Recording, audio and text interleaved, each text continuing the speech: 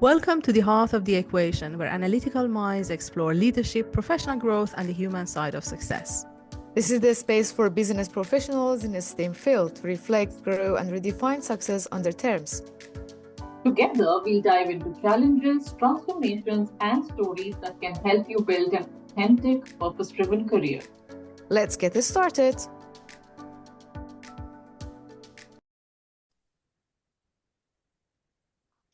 Hello, everyone. Welcome back to another episode of the Heart of the Equation. It's Pragati and I today. And today we want to talk about the likability trap. A lot of people in corporate, also entrepreneurs, we want to lead the situation. We have certain expectations, but at the same time, we sometimes get trapped in wanting to be liked, saying yes to things that we shouldn't, having loose boundaries, and that creates problems for us. So this is what we want to talk about today. So shall we start, Pragati? Yes, I think it's a really, really interesting topic, and I have a feeling that a lot of women who listen to us, especially women, I'm sure men also feel the same at times, but at least we know that because we've experienced this firsthand that there's women always kind of are really very attentive towards how they are behaving. Yeah. And how they can be more, likable, like you said, how they can be more, kind of in control of situations, and they want their boundaries, but they don't want to appear too aggressive, and this and that, and it's like there's too much that goes into what's right and what's not. Yeah. And sometimes people lose that feeling of self in that process, especially in the corporate settings and in business as usual. This is something that we pay so much attention to, and you never really know what the sweet spot is in various situations.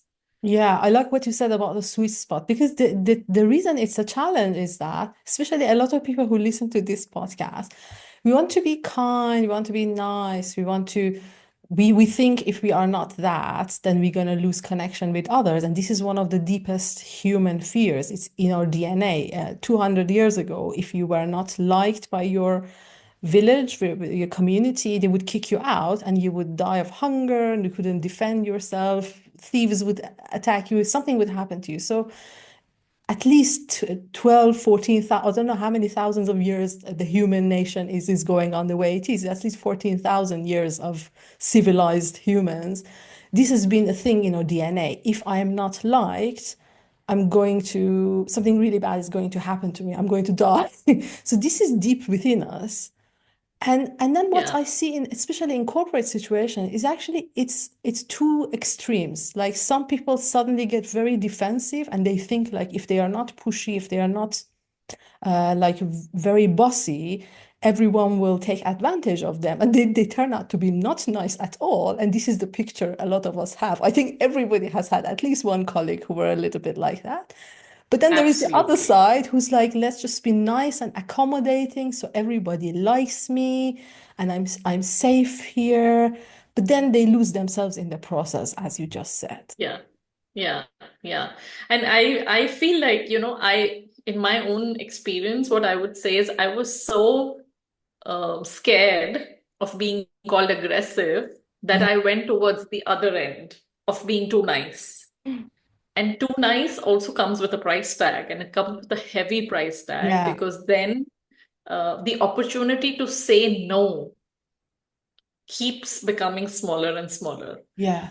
And that can lead to so many more issues. And in your quest to being nice and kind and, like a people pleaser at all times when you are, at work and you are doing different things, it can be very, very difficult for your own self Yeah. to kind of even juggle that sort of responsibilities. Because once people find a yaysayer, then there's like, you will always see people with work will keep getting more and more and more and more and more. Yes. And Yes. it's a never ending yes then. Yes, exactly. Because also the people who are giving it to you, we have created that expectation, they don't notice how painful it is. So not everybody is actually taking advantage. They just think you can handle it. They give it to you. They would like come to you like, would you be so kind to do this? And you get so much reward for taking on that project that you shouldn't, or taking over the job that someone else has to do. Or I don't know, I've seen it like when people are responsible for a team, the team member is not performing very well, and they kind of take over their job just to sort of get it done. And it becomes like a nature that nobody actually questions it. But it's a wrong, very unhealthy dynamic that was set up by this process of Yeah. pleasing. I actually experienced something different because when I joined my sourcing job, I remember like when I was getting this mentoring, and one of my colleagues told me, "You're too nice for this job. This is like a heavy price negotiation. You're involved in high stake negotiations, and you can't be too nice if you're a sourcing manager. You have to change. You have to be aggressive. The suppliers are, it's a power play." So that was the kind of culture, and I tried to change that. And I actually I feel so embarrassed of remembering some of those times not being very nice with some of the business partners, because Yeah. it was not my nature, but I didn't know what else to do. So I was going to the extreme side, like not seeing things as like a business partnership. Sometimes I was too transactional. Sometimes I was like saying things I normally wouldn't say. But I was also very young. I Yes. didn't know so much about Yeah, leadership. you absolutely. You don't know. You don't know what is right and what is the right way to behave at times, because your environment is emulating scenarios and impressions which probably do not really align very well with you. So then, hey, for me to really succeed, maybe I need to emulate some of these, qualities which you're not born with, right? It's just not in your DNA. Like you said, it's not possible for you to just be aggressive for no reason at all. Yeah, yeah. It doesn't appear like that's a true personality trait that you would bring to the table. So then you don't like yourself even more when you do things like that, Yes, because I feel that's just not you. exactly. I sometimes I have flashbacks to some of the sort of negotiations and meetings. I feel so embarrassed even remembering them, like because that's not my nature. That was not who I was, and I felt uncomfortable every day. But I was getting acknowledgement from my colleagues. They were like, "Yes, that's how you're supposed to do." They're showing the emails like to them, and they were like, "Yeah, that's good. You're fighting with them." So I was being liked by my colleagues. So it was at the end, this Oh behavior yeah. was down to like, I have to be liked in this community. This is how you behave. So let's do this out of character behavior so that they like me. But yeah, maybe we Yeah, can I also think talk about, mostly must be happening like this mostly for a lot of people, right? That this yeah. behavior is being rewarded and again and again and again till this then becomes, hey, this is my success strategy Yeah, now. exactly. But it's just a survival strategy. And I think to Yeah, yeah. me, it was happening because I didn't have a leadership style I didn't see myself as a leader, but I was in a job that demanded me to be a leader. I was just relying on common sense and what everyone was telling me. So I had lost touch and connection with myself. I was just Mm, following like what works here, conforming, just following the recipe everyone else was following. And I think this is also happening to a lot of people. They think leadership is for these high level executives on the board, but these are skills to actually move forward, influencing others, yeah. knowing who you are, knowing actually what boundaries you have for yourself. These things are very important. When we don't have them, of course, we rely on us just being liked. Absolutely. And I mean, when we are younger, it's really also hard to reflect upon these things, because you are like, what will I do reflecting? I'm not a leader yet. I Yeah, am just somebody's team right now. And yeah, to let's reflect or let's think about leadership styles or personas when I get there. But that's why we kind of are wrong, because in every point in time in your career, your leadership skills are being tested. yes, Uh, it's how you react in situations. It's how you interact with colleagues, not just your subordinates, but just your colleagues, your superiors, your bosses. It's it. communication and leadership skills will always be there. It's just that when we are so young, we don't realize and we just keep mimicking things that are working for others.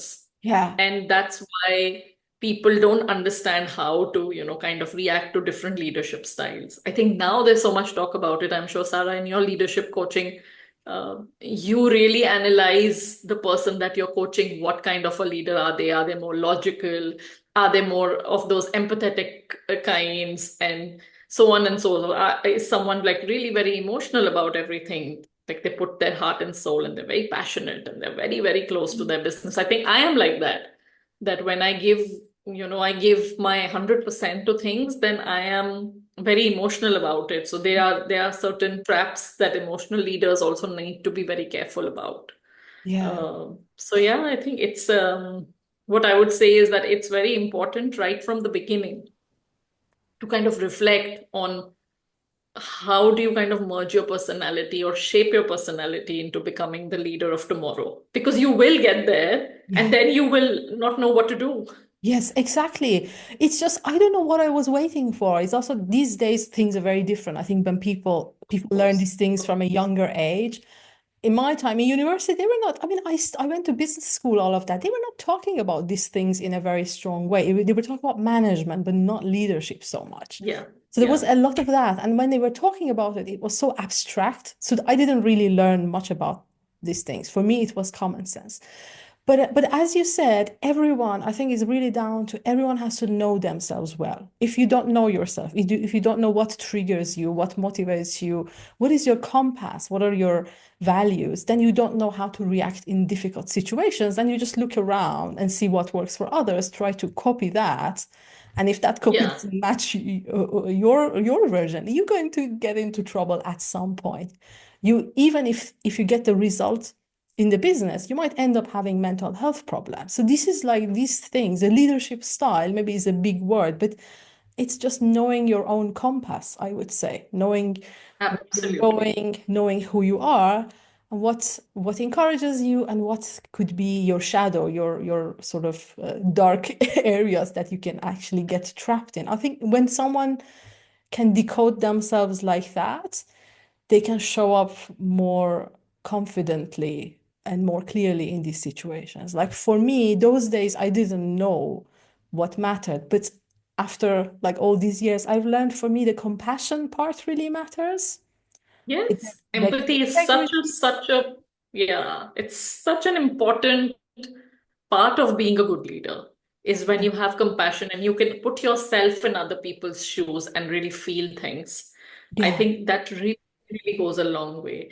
And before, at times people used to say that this is actually more like a weakness, but not really. The yeah, moment you understand your teams better, that's when you really make that connection happen. When you make that connection happen, that's when motivation is born. yeah. So, I mean, it's almost, I think one of the thing that is my superpower, I used to think is like, who cares about that? Really, I would really think like, okay, yeah, I mean, I can really put myself in other people's shoes and I'm extremely empathetic towards people. But Mm, I know that this is such an important skill because mm, I've gone through this whole journey that my teammates now are going yeah. through. So, I never call myself a manager. I always say that I'm like a counselor or a coach and just come to me. And I've probably been in that situation already That's because amazing. I've gone through that whole Yeah. path myself. But that's really important. I also, when I was doing my coach training, I was really thinking actually more managers, leaders, people who, everybody who's kind of having people Hmm. responsibility really needs to have these skills. And we were part of that generation who saw these like line managers, team leaders as bosses, people who control us. So those who were more human and compassionate, it was seen as a weakness even sometimes that, oh, someone might, I don't know, misuse this situation, or you might spoil your team, and they would not respect you. That was Exactly. seen in that way. But really, I think these days, at least, I mean, maybe this is not for everyone, but for us, this compassionate part, seeing what every human is bringing to the table and working with the strengths of the team. Something I look back, some of them, I didn't know. Those days, I wasn't really thinking about the strengths of people. I was looking to the weaknesses, like Yes. who has weakness in what area. And that's also how my boss was handling things with me, looking at all the weaknesses, trying to fix the weaknesses. So we were always stuck and unhappy, and people were supposed to go do trainings in topics they didn't even like. But what if you look into what are the strengths of each person, and then move with that. So these are like, this is how a style of leadership can affect so much in like the whole organization. But really, back to our conversation. I was recently having this conversation with a project manager, and she was saying like, I'm stuck between being nice and too assertive. And assertive for her was such a negative thing, because she thought if she clearly says like, this is like this is my boundaries, or this is like the limit, or no, I can't be doing this, she Yeah. will be seen as like not accommodating in the team, troublemaking team member, or some kind of negative way. And this was her reason for just, taking on all these jobs she didn't want to do. So how do Yeah. you see Yeah. that? I mean, it's first of all, aggressive and assertive cannot be used as synonyms, and Yes. that's the biggest problem right now. We saw, at least when we were probably in more junior roles in our maybe 6 years, 10 years, 8 years, whatever years ago, and we saw women behaving a certain way, and they were the loudest sometimes in the room, so that they were being heard to Yeah. be, so that people take them seriously. They were the ones that came across as a really aggressive. Oh, if you want, and that's the message that we all took back. Oh, if you want to, kind of want people to listen to you, and you want to be in a decision-making position, you want to ever be in a C level, you need to emulate that behavior Yeah. of being really, really aggressive. And so that people are extremely scared of you, no one approaches you, you live in your own castle, and then everybody is, kind of listening to everything that you say, and that's the only way to succeed. But things have thankfully changed. Yes. I would say that things have thankfully changed right now, and people are kind of valuing, uh, each other.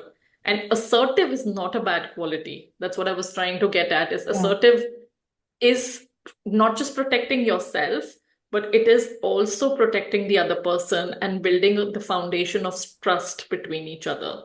Because the moment you say no, you are also saving that person from something that could fail, because Yeah. you realize that, hey, this is something that I either do not have the capacity or the capability to take on right now. Maybe I do have it later. Maybe you need to reassign this to someone else. But saying no actually saves people from a lot of, things like burnout, things like feeling absolutely overwhelmed, being so stressed, taking out your anger back at your family, in your home, in your personal situations.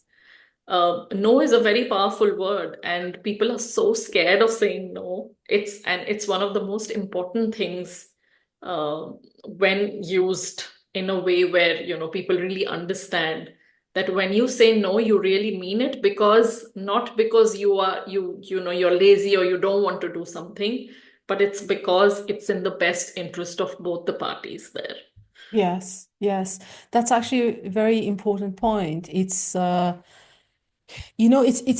again about this conversation we had about being nice and being kind and compassionate, because being being kind is not always being nice. It's also something I see happening, is that some of these people who always say yes, always take the job, always accommodate, and like always there for everyone else, sometimes they do not communicate their resentfulness, and then it builds up. So they are on surface, they are being nice to everyone, they are doing the work, but inside they are building up this resentfulness towards the team, Yeah, the company, everything. And then there is one day, but they are not communicating it. They're just expecting others to notice it, and to they don't. understand. this is not how you Yeah. communicate. I mean, a lot of times I see most of the time people are resentful and sad about something. They are not communicating it. They're just hoping others are smart enough to notice it. And then they get angry, like, can't they just see it? They get angry. And then there is this one day that they break down. Either Yeah. it's a mental, it's like inside breakdown in the form of an illness or It's the something. pressure cooker scenario. Yeah, yeah, Exactly. yeah. Yeah. So that's what happens with all the yeses that should have been nos. It's not ending up in a good place. And it's also not empowering to others. There is this dynamic. It's a bit of a deep psychology topics. Once I had this conversation with a mentor, and she said, like, when you are parenting others in a team, like when you're in a team environment, people are working together. When you show up Yeah. as their parent and you're doing the job for them, you're also kind of denying them from growth, from development, from learning to actually lead themselves, from bringing out the best in them. And this is a very unhealthy dynamic. Helping others should not be doing things for them. You can be Yes. Yeah. nurturing. You can show them the resources. You can kind of show like what are the options for them to do it. And it might involve some uncomfortable conversation. Of course, if especially if you've been someone who always said yes and did all the nice things, and then suddenly there's this moment you want to change it, there are going to be people who would be upset with you. They would kind of say, "What happened to For her?" sure. So For these sure. things, this is also part of it because you're setting new boundaries. So we are not saying that all of this is going to be handed over to you in a chocolate, like in a nice box with roses. It is going to Yeah. involve some discomfort. And absolutely. And I think we mentioned this in one of our old episodes was that the soft skills are actually the hard Yes, skills. exactly. They are so much more the hard skills to learn. So leaderships, I think they're still underestimated that these, the soft, okay, you can do a soft skill training. We will give you Yeah. one soft skill additional package to your training calendar. But when it comes to like a skill training, I mean, look at this. I mean, the management, all of us, I think we get this PMP certified professional, Yeah. right? I'm sure, and I think me and Anisa have done this, Mm. and I'm sure both of us operate very differently. Yeah. We have the same certificate. We have been certified by the same agency. So those were just, probably technical skills. But the way you actually bring it out in the world, the way you kind of humanize project management, it could be so different because we have two completely different personalities. Yes. So one is to actually, of course, you get your technical skills and things like that. There's so much that you learn by doing even in the soft skill scenario, all of these leadership skills, communication skills, negotiation, delegating, things like this. These are really, really important skills. And one is to get trained, which I think is still less. It's not given as much as importance as it should because there can't be just one day where you in a year where you say, okay, go get this leadership skill done. Yeah. Like get it in your training calendar. One is to learn that, first of all, that's so less. And then how do you kind of put all of that into practice? It has to be a very conscious effort. There has to be a lot of reflection that goes into this. Yeah. Yeah. So yeah, maybe I digress a little bit, but yeah, But that's you that's brought kind a of the human side of management. yeah, exactly. But you brought a very good point because this applies to everything also in business because I do a lot of business consulting but also coaching and you can give the same strategy, exact same strategy to do two different people. It doesn't mean their businesses are going to be the same, even if they have the Yeah. same amount of money, the same amount of the same resources. At the end, humans bring themselves to business leadership management. So there is either you're someone who has worked on your self-awareness, you know yourself well, you developed a leadership style, so you consciously know how to react in difficult situations, how to lead, how to sort of show up, or you rely on your common sense, what you've learned in childhood from your parents. It might have been things that are not working anymore. So this also what differentiates people who really show up as leaders and those who are just kind of reacting to the situation. But as you said, these things are most corporations, they see this very surface level soft skills training, just go to this 1 hour training. This is not Yeah. going to create deep change in people. Deep change happens when people really want to change. They go talk to, I don't know, therapists, coaches. It might take some time, but they only happen if someone says, "Oh, I shouldn't do this. I should show up differently. And this way is more aligned with who I am." Then something happens, not with just going to a seminar and being told about like, Yeah. this is, Yeah. It's not a tick in the box. And every time there's a setback, I think that's an opportunity to kind yeah, of reflect on how you could have done things better. And yes, sometimes maybe you don't have the answers. And that's when you look around your like look at people who are your mentors, look at people in your organization. Maybe you want to really professionally go to a coach, a therapist. It really depends. But how are you going to turn that setback into a learning opportunity? Sometimes we don't have the time, or we don't even have, we don't even it's not intentional mm, enough for you to kind of take notice of it. And sometimes it's not just a bad day. yes, Those bad days will keep repeating themselves if you don't take actions on certain behavior patterns that do exist in your style of leadership, your style of management, or in just being a part of a team, right? There could be one person in a team, and there will always be these people. One yeah, person in a team who does everything and then keeps getting more and more and more. The reward that people get for working more is to work even more. yes, But the people who don't somehow still continue to have a lot of time in their diaries. So why this imbalance in a team that is trying to achieve the same goal? yeah, Why does that happen? It's because we all are very different. It's because our boundaries are quite different. It's because we react very differently to situations. yes, But yes. we don't take as much notice when it's actually happening. Exactly. It's all down to either being a person who constantly reflects on our personal Yeah. behavior, maybe at the end of the day or at the end of the week, just looking at like, how did I do? But I think it's also very important to have like a safe space. If it, of course, it's down to the culture, but if you have that sort of supervisor, that sort of manager, or someone who can also observe you and very kindly, safely tells you like, this is how you behave, this is how I think, there is like room for improvement. Very often, unfortunately, like sometimes that line manager and who's giving you this feedback, that feedback may not be constructive. So it's also a lot of people avoid getting this kind of observation on their behavior because sometimes it's not given in a way that is very helpful. But it's self-awareness and also getting feedback It's from rare. others. It's Yeah. rare to have a boss like that. Yeah. It's I will say the absolute truth here. That's very rare. And if any of you listening have a boss like that right now, please hold on to them. I had a boss Because like people, that. Actually, I had and one all of us boss. have, right? All of Yes. us have had at least one Yeah. who completely changed or shaped your Exactly. career. Yes, yes. I had one boss early on in my career because I felt safe with him.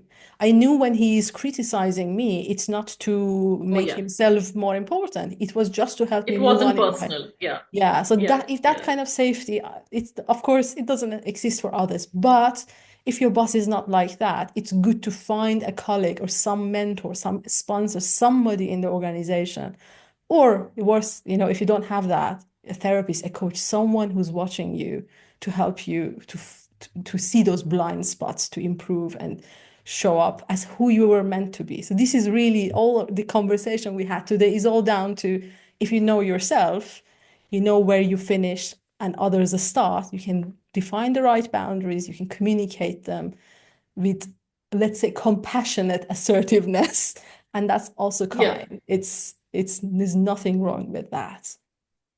Yeah, absolutely. Boundaries are leadership tools. Honestly, they are not walls, but they are clarity. Yes. you show how clear your boundaries are, and then you can increase your effectiveness, your trust.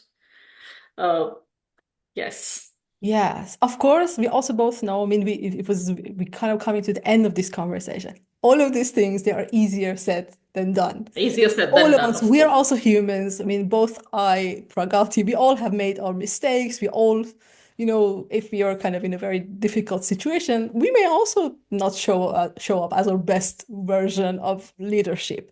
But the Of key course. is to knowing that, working towards that, and yeah, it's helpful for everyone. Absolutely. Be more conscious and intentional is I think the only advice that probably we can give back to you. And there will be days where you will have setbacks, and there will be days where you will not respect your boundaries at times, because you end up saying yes to everything. But if you are a little bit more intentional, if you know kind of, hey, how to make lemonade out of the lemons that you got, so those sort of days, it would be it would be really interesting to hear what are your experiences. Probably tell us, DM us, if possible, comment, let us know. We also want to know how you kind of draw boundaries in your everyday careers, in your everyday life, in your various professional and personal scenarios. Maybe we learn a thing or two as well. Yes, that would be very interesting for us to get that and share it with everyone who's listened to, because talking about abstract topics, it may not really land for some people, but when we have examples of how everyone else is handling this, it would be super helpful. So we would love to hear your feedback if you're listening to this, even if mistakes you made, or everyone can learn from them. So please share that with us. And with that said, I think we're coming to the end of this episode. It was quite interesting conversation. Do you have anything to add, Pragati, or we can say goodbye to our listeners? I think we can say goodbye. We had points from all over, whatever was coming to our mind, and that's how we want these conversations to Yeah. be, and that's how we want the reactions to be as well. Completely raw, completely unfiltered. So really looking forward to our next episode.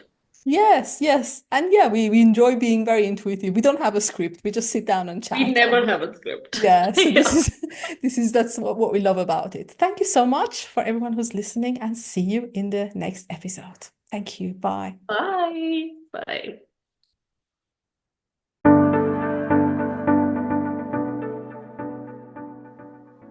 Thanks for listening to The Heart of the Equation. If this episode has sparked something for you, we'd love to hear about it.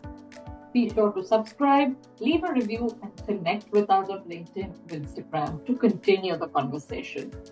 And if you know someone who is navigating their next career step, share this episode with them. It could be exactly what they need. We see you next time as we explore more about leading with purpose, resilience, and authenticity. Let's keep growing together.